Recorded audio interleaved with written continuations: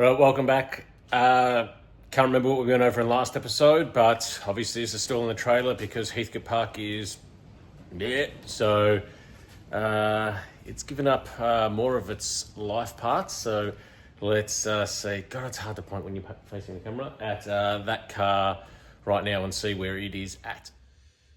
Got the chassis brackets in right there. Some threaded rod you can see runs from there to there.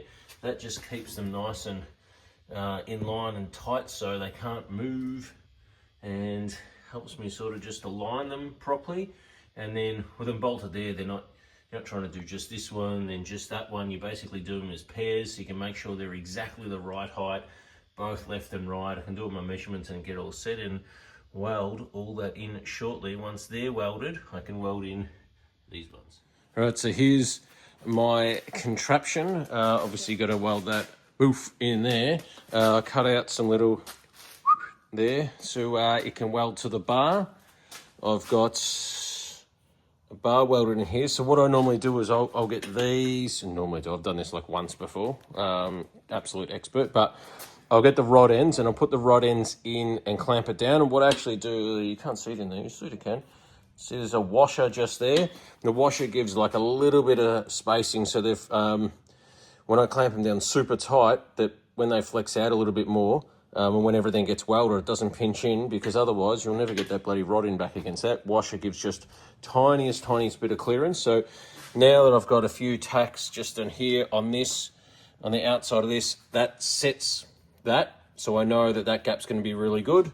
And now that I'm going to be welding down here, I put the rod ends down here to make sure that that gap stays exactly how I want it. So now I'll just grab this huge giant piece and I'll be able to put that in the car and weld it in one piece, and then I know that everything's definitely aligned, because then I can measure from the ground up to the bottom of these brackets, knowing that every hole here is all aligned, and then that means that my starting chassis point, which is this, will be spot on.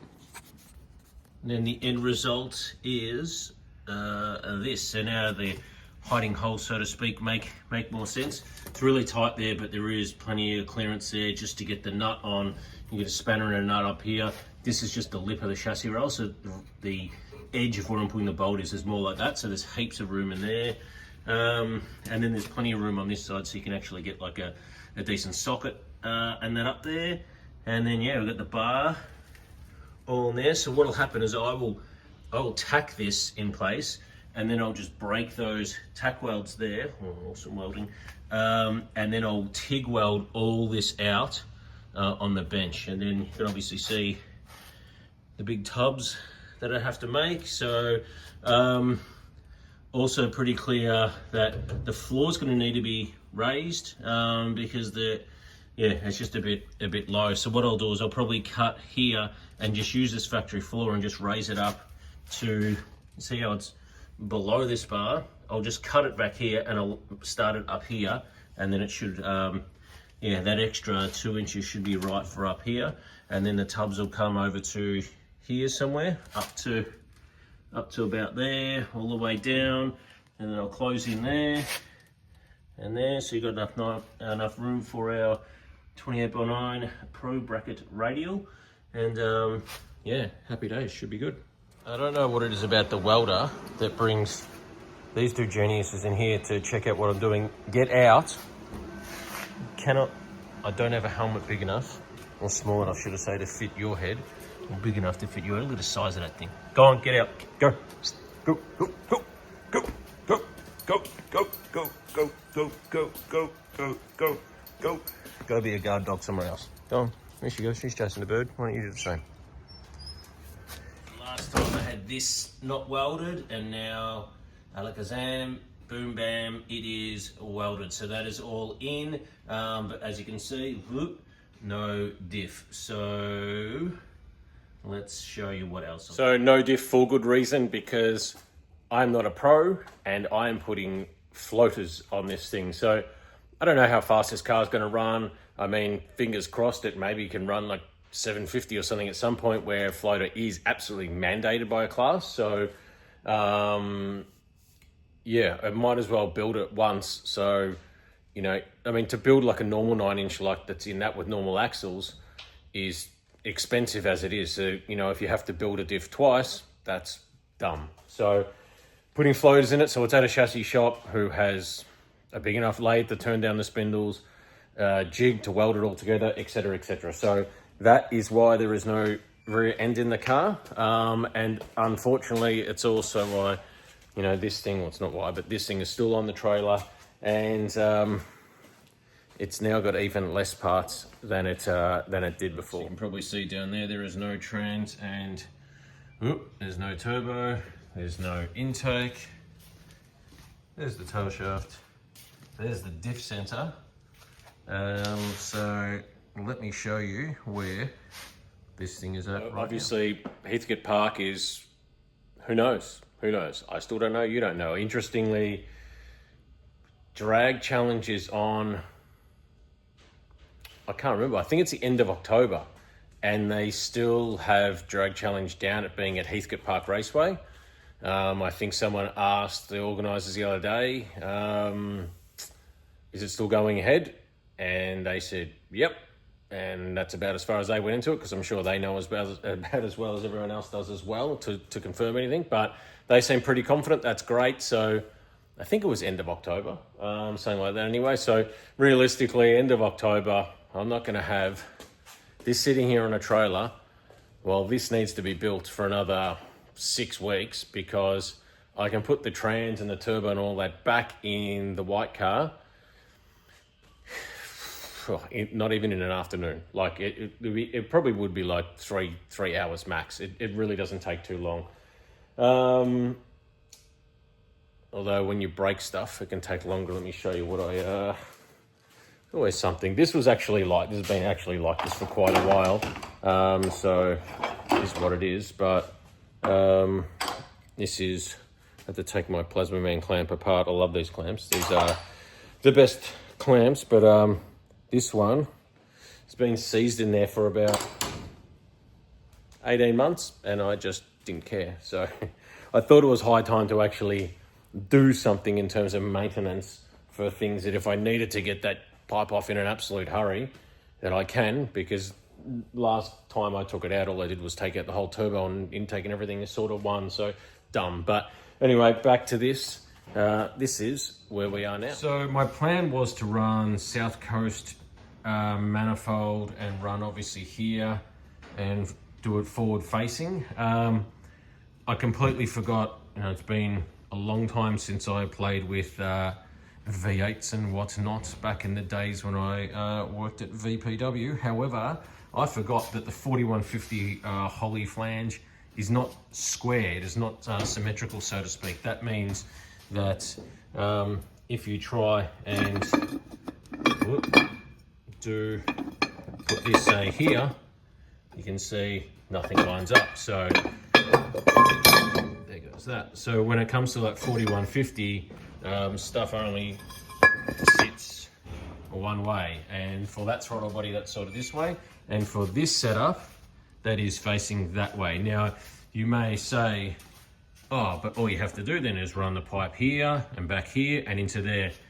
Yes, correct. However, I am building this car as my absolute dream race car, so to speak. So you'll see there that the Turbo 400 is in, and it's bolted up to the mount, which I had to cut that mount off and move it back, but that seems like it's the right height and everything. So good access there in the tunnel. Obviously it's a tunnel that was built for a clutchless gearbox, so the auto, even though it's a big Turbo 400, looks small in there.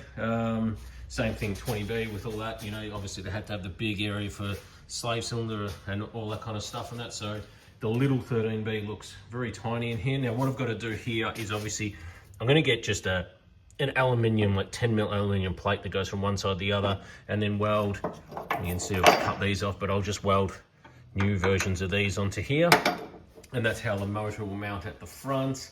Then motor will be mounted off the front chest and off the rear, and then yeah, this this turbo setup is the entire entire turbo setup off that car, and it actually looks like it sits pretty good because you see where the dump pipe is, and if we go back and we come straight here, boom, it's right in line with that guard. So that's, you know, over here, if it was lined up over here, that's actually too far. I'd have to come back. So I want it to come through here and cut out there. So I'll probably have to cut out this a bit more and maybe weld something back here. But that's one less thing I need to make. And I must say, this engine bay is about 100 mil or something wider, I think, between the rails than that.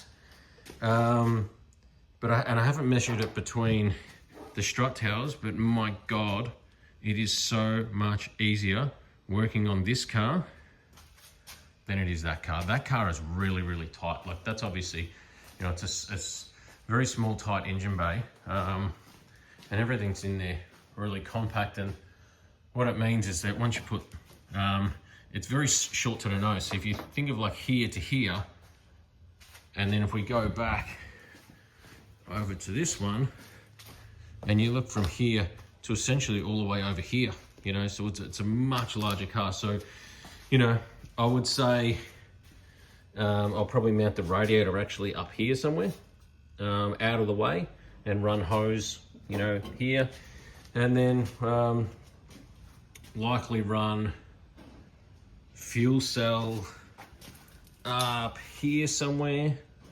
And I don't want to put anything up here, so I might do a catch can up the front as well, because maintenance and serviceability and everything, I want this car to be neat. I mean, in this car also, I think I made a mistake with, I had the wiring coming out of here. I absolutely won't be doing that with this car. I'll have the wiring all coming out sort of up here or whatever. And I want this area, this is the area when you're servicing, you're changing plugs and that, so I want nothing to be here. Like, down in here and all here, I don't want there to be anything at all. So, yeah, should be. In terms of why, you know, I'm not running that manifold, I have no issues with that manifold. If you're looking for a manifold for your car, South Coast Rotary do that. They also do, like, I think it's a bolt-on plenum hat for like a Series 4.5 engine and manifold combo. Like, the manifolds they make at the price they make them for, unbeatable. However, like I said, I'm building this car as sort of everything I love about sort of those Puerto Rican, US sort of inspired drag cars. I want this car to be super low, super sleek, looking killer, and I want that to translate to the engine bay. So you look at all the cars, all the killer cars from like Puerto Rico and that, they all have that quad throttle body, short intake path, hat and that. So it's not just about getting apart and bolting it on. For me, this car is all about all the cars that I love and the aesthetics behind that too. So that to most people will be like, who cares about aesthetics? And I'm also someone who's always been, I don't care about aesthetics. Whatever fits my budget and works, that's what I definitely want. But for this car, this is likely going to be possibly the last car I ever build. So I want everything on this car absolutely perfect for me. So yeah, if they made it a version, if South Coast made a manifold that did or whatever, I would do it. I can't run the actual curve, and the height of this is quite high, so I can't run a space or anything to like flip it or do anything. So let me just show you that, because I've already thought about that. Let me just put the manifold. So we're at the bonnet line now, and if you can sort of see that, it's hard to see, but it's basically, it's already there. I would say, let me just run a string line across that and see what's actually. And as I suspected, yeah, that fails the test. You can see there, it's not even spaced up more than about 10 mil.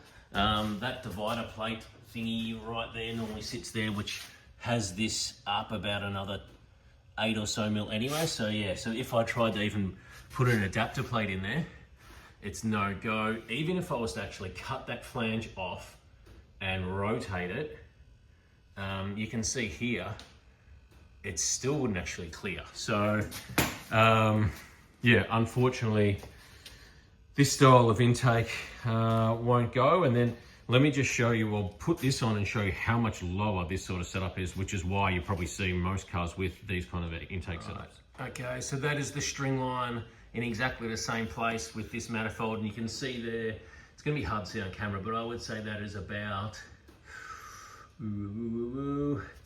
it's almost 2 inches. So it's almost 2 inches of clearance to this, and this didn't have any clearance. So this to that is about probably over 3 inches of height difference at least. So, and you can see like the path, like how perfect they are. I mean, this is almost exactly almost in line. Again, it's gonna be hard to see that, but they're almost exactly in line. So yeah, next steps for this thing is obviously mounting it. You can see there it's sort of just sitting right on there, and that's obviously another thing. This needs to come up. I'm not sure if anyone has a Series 1 RX-7. What's the clearance between like the bottom of the between your oil pan and your cross member, just so I know I can get that sort of set up right. But let me know, drop a comment in the comments below. But yeah, obviously that still needs to come up probably at least close to 1 inch. So with this having like 2.5 inches of clearance, I'm all good. And remember that one was negative 1.5 inches. It's going to go up 1 inch. That's almost 2.5 inches. That's too high. So unfortunately, no bueno. That intake will go back and will be the one on this car, but can't run that unfortunately. Yeah, but I think obviously chest plate, get everything set up, and once I've got that set up, I can actually start on some of the fabrication stuff, such as well, I probably need to get this quad throttle body. So what I also need to do then is really decide what injectors I'm going to run. So I'll probably get a 12 injector Pro J setup and just run the same injectors I've got in this thing, which are just the Bosch 2000s, and I'll run like 12 Bosch 2000s. And then I'll just work out how I stage that injection setup, whether I run 12, whether I run 14, and then I don't run the old nitrous solenoides, and I run like some, so nitrous solenoids are there to add, basically my car's got 2 nitrous fuel solenoids. So one comes on in the intake pipe to obviously lower intake temperatures to basically it's almost evaporated before it even hits the intake manifold because there's so much heat in the air. And the second one, one's in the runners, and they are on a time-based delay, and they come on essentially at about half track. So you've got all the EFI stuff doing EFI things, and then you've got those nozzles just spraying permanently from half track to further fuel dump the engine to keep it cool, to keep it alive. So, but I would love for all that to be electronically controlled through the ECU instead. So whether I put 12 injectors in the hat and then 2 injectors in the primary ports, and then play with multiple stages of injection and then a time-based ones for the 2 in the port, don't know, something like that. Solenoid's just another thing to go wrong, another thing you have to hose up, another point of leak, another, a point of having to undo things and then change jets and this and that. So I love technology. And technology is meant to make your life easy, so I want to make my life easy. So as much as I can make it easy, I would want to do. So, but yeah, I think from now I can work on, I'll probably take the mechanical fuel pump off that thing. And then once I've got the engine mounted mechanical fuel pump off it, I can make a fuel cell. And yeah, I can probably take the radiator out of that thing and make the radiator, at least make all the mounts and stuff like that, and then make a catch can that purposely sits there. And then I can start getting a lot of this stuff sort of done. Now, one thing I'm actually going to do also in terms of wiring this car is, if I go and have a look at this car is it's just gross. I basically made breakout harnesses everywhere, and then I had firewall plugs, so it's like, and then I've got breakout harnesses. So I've got breakout harnesses in the engine bay that go to a firewall plug. From the firewall plug go to the ECU or go to other breakout harnesses that then go to the PDM or whatever. And what I've realized now is that I have not once ever taken any loom or anything out of that car. So to have so many breakout harnesses or even like a firewall plug is almost useless. So in order to cut down on, because you got to realize every single time you've got a pin and a plug or whatever, that is a point of potential failure, from like a crimp failing or something, or a wire fatiguing because it's being held in by a thing and vibration or whatever. So realistically, I will more than likely just have the harness coming out of a grommet, because I just don't see the need for all those plugs. There may be some breakout sub harnesses in the engine bay, but I don't see any need to run, that's ridiculous, that car. How many sub harnesses and harnesses, it's just dumb. It's got so many plugs, and that's the kind of stuff sort of, when you build, I think I built that harness when I was, during COVID-ish sort of times inside the house, because it was cold during winter and that. So, was realistically, that's the way I wanted to do it. That's the way now that I know that I don't want to do it anymore, because it's just, there's too many sort of plugs and terminals and whatnot and that, and I've never undone any of them. So that's just a waste. It's not like it's a weight problem, but it's just a waste. But yeah, I think can't do the dump pipe or anything like that, because that's a part of that car. If I modify that, that's done. And then I'll have, while that car's still going, I can't do anything. Same goes for the tail shaft. I'm pretty sure that this awesome piece from the best in the business, GJ Drivelines, will be too long, only by maybe like an inch or something. But again, I need to get the diff back. Once the diff is back, I'll really be able to work out if it is the right length or isn't. So yeah, I mean, it's hard to, I'm probably not going to mount the engine until the diff is back, because if it's a case of like 10 mil or something, and I can just move the engine forward an extra 10 mil, and then the tail shaft is a bolt in and I don't have to get it modified, then wow, why am I rushing to do all this stuff now? So I won't weld this in, even so the gearbox cross member is in.